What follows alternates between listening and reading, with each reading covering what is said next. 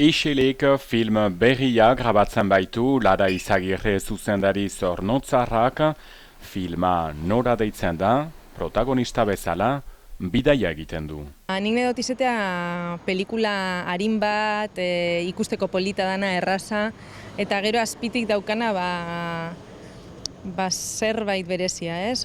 Bizitzako gauza txikiei lotutako zerbait, ez? Eta bueno, hortan gabiltz.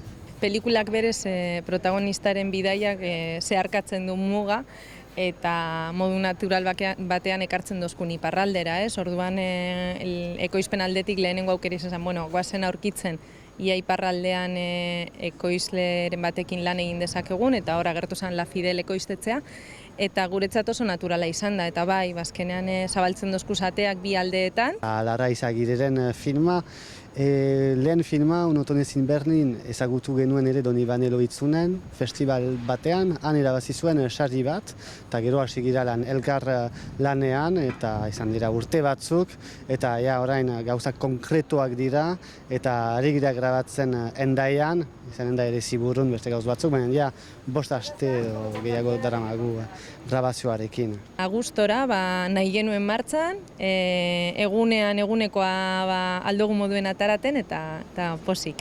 Nik uste dut enpresa guztiak moduan ez da erresa, baina uste dut posible dira, atseman behar dira bideak eta energia positibo batekin gauzak egiten dira. Zorionez orokorrean izaten da imaginatutakoa baino hobea. Eta hemen liburu dendan adibidez, ni oso pozik nauz, benetan oso polita da, baina argiztapen lanekin, gero aktoreen lanagaz eta geratzen da ederragoa.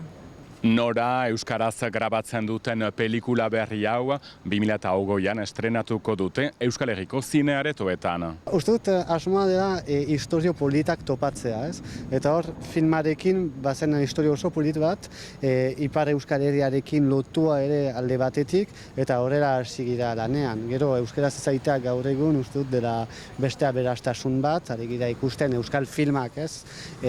Ibiltzen ari direra munduan zehar, eta uste dut hor beste adibide bat izanen dugu, seur naiz Nora filmarekin, eta Lara Izagirreren filmarekin. Haukin dugu unibertsoa alde eta haukin dugu grabaketa osoan zehar, nahi izen dugunan eguzkien, nahi izen dugunan euria, izea, dana.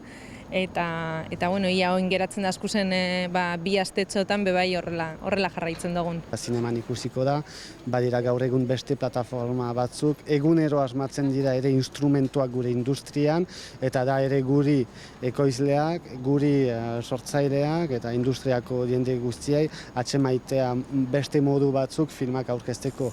Hortzarakotz, uste dut bideak badira, kontsumoa handia da, eta gauzak ondo eginak badin badira eta historiak politak badin badira, seur naiz horrelako proiektu batek bere publikoa topatuko duela. Alaxe izan da dira bai, norabide honean nola ez, Jokin, Lara eta Nora.